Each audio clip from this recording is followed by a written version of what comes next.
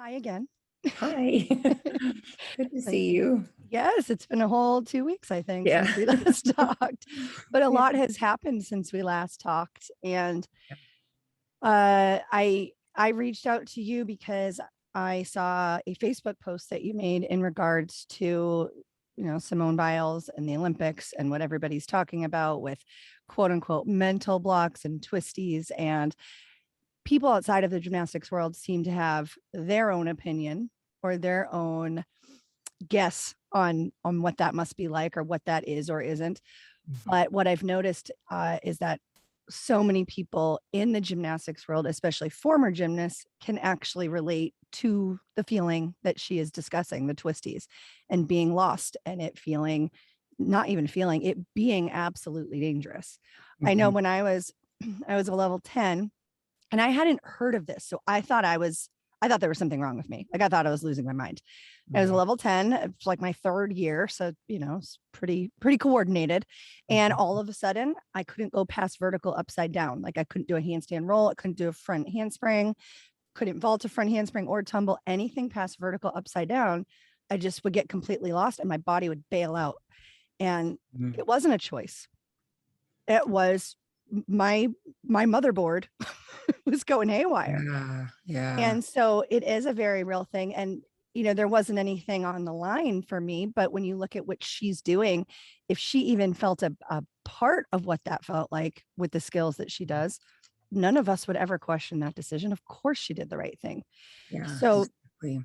I wanted to share the paragraph that really stood out to me, and I was hoping you could elaborate your thoughts on this Mhm. because the Facebook post is pretty long, and we can put a link to it if you are okay with that. Mhm. But I liked this part where you said, "I'm wondering though why we refer to it as mental. I've done so much research around how our bodies store our experiences. We can no longer make a distinction between mind and body. Maybe a more accurate word would be a mind body block." Mhm. Yeah. Yeah, So because I think these phenomena are just so complex. And if we minimize it down to something that's mental, we're going to miss the big picture, and we're not going to be able to help athletes to the best of our ability. So we just have to look at them much more holistically, I think. Um, and if we do that, we may even be able to prevent them from happening. If we can kind of look at warning signs before they even happen, um, and maybe some things that occur, the stress level of the athlete. Are we pushing them too far, too fast? Things of that, like that. Um, do you think the mind does what the body does in a sense of protecting itself from potential harm or from creeping up harm? I mean, look at like uh again, I'll use myself as an example. My thoracic spine is totally screwed up. It doesn't move the way it's supposed to. So all the muscles around it have contracted to protect it, but also mhm. that causes other problems. But do you think something like that is what happens with a lot of athletes? Do you think maybe the mind is taking over, not by choice again, but the mind is Mhm. taking over to maybe protect? Yeah, I think so. It's interesting because I've been quite ill for about 7 years now, and I've done a lot of research on trauma in the body. And I've been reading a book called When the Body Says No. And it's around chronic illness, but I think there's something to it with high level athletics.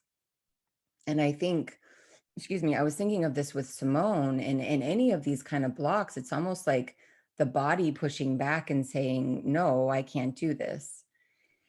And I think there's a mental part to it, but I also think there's a whole body physiology piece. And so in the realm of chronic illness and restoring health from being sick, there's this whole field called psychoneuroimmunoendocrinology, and it looks at, if you break that word down, it's psyche, the mind, the neuro piece, so the brain and the nervous system, the immune system, and the hormonal system. And so, in order to recover from illness, you've got to look at all of those areas of health. And I think we need to take that perspective with our athletes too.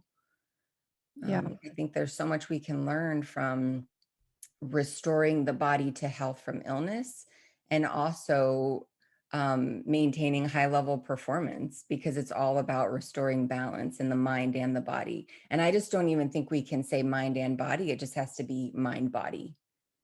Right. Yeah, I just loved the way that you worded that. And for people that are watching or listening, I do encourage you to read this post. It's very long, it's very elaborate, and it's a great read. And I appreciate you taking the time to word that so eloquently. And I know that you live a lot of this. Uh, Yeah. yeah, and we look at how much the body is trained and conditioned to perform, and it Mhm. seems as though just recently, and when I say recently, it's maybe the last 10-20 years, Mhm. the mental game has at least been in the discussion, if Mhm. not implemented.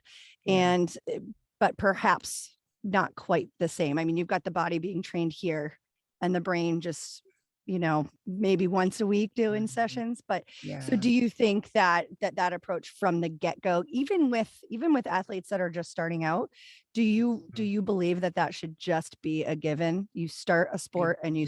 you train your mind and your body. Yeah, yeah. And I think we teach them tools to help down regulate their nervous system.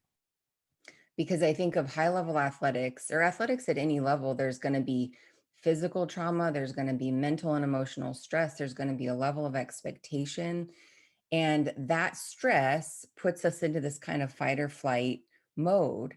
And if we don't have any tools to down regulate after practice or after a meet, then our bodies are going to be in this chronic stress response.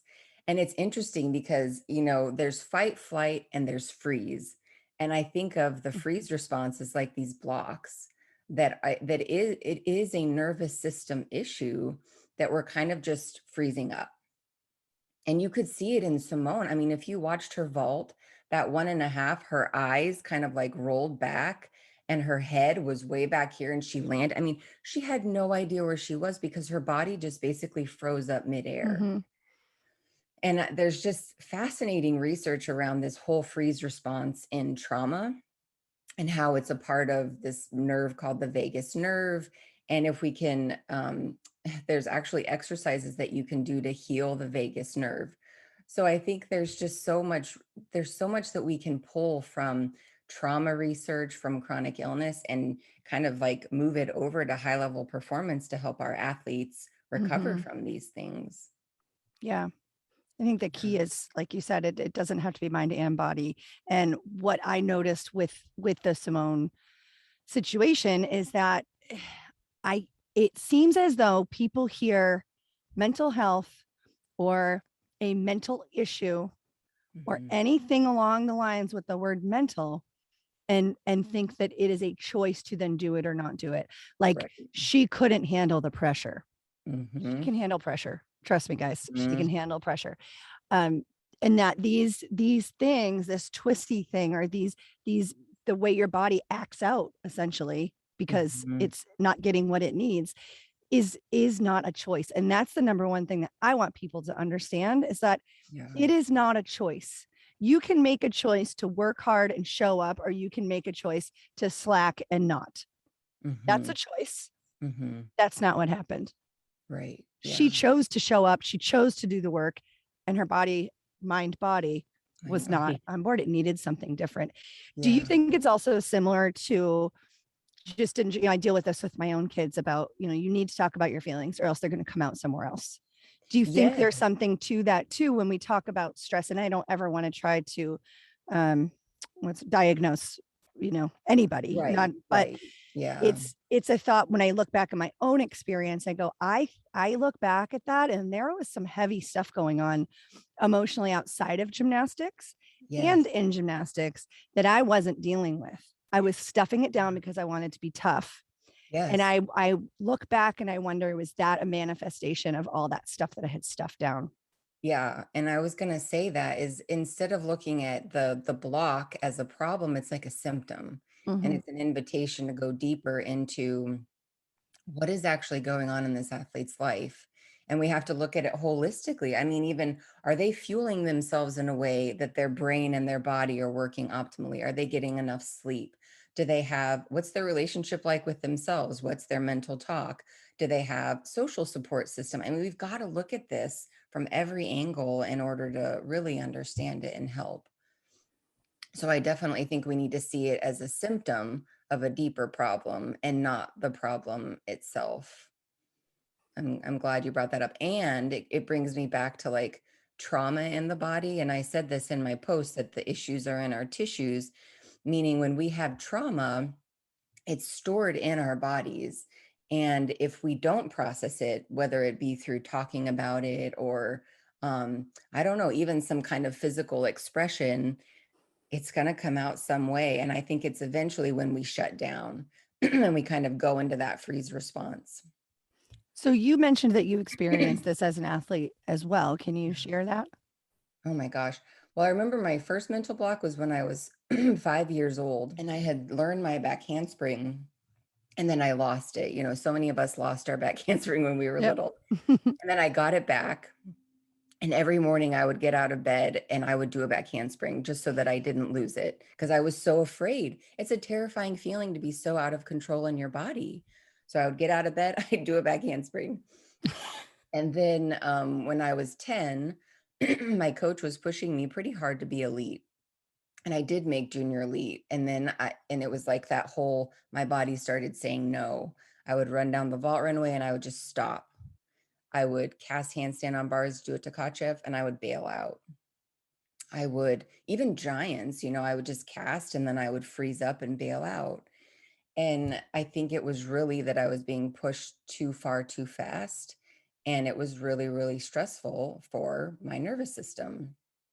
And so this was how I basically said, no, I can't do this, even though it wasn't on a conscious level, you know, but I think I couldn't do all of that at that age.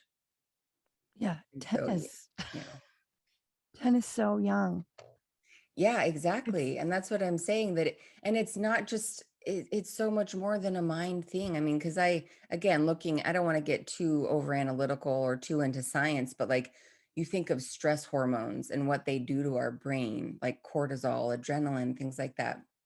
Cortisol has an effect on our brain that interferes with laying down memories and eventually, you know, that stress response in our brain can heighten the fight or flight and then we might go into a freeze response. And I think it's so fascinating to maybe look at that a little bit more, just the brain physiology around all of this. mhm. Yeah. And giving athletes a safe opportunity to let those things out too. To talk about it, Yeah. right? Yeah. Exactly. Yep. And that's not a weakness. And Yeah. That's I, for anybody that's listening or watching, I'm sure Simone is not, but just in case you are, I just want to say thank you. Thank you for mhm. bringing this to light. Thank you for standing your ground. And it was not a selfish decision. No, no, It she was was not doing a selfish it decision. herself. She made some comment about, maybe if I had left in a wheelchair, people would understand. And Mm, that's an intense statement, but it's those of us that understand gymnastics. Yeah, that's true. And nobody wants to see that.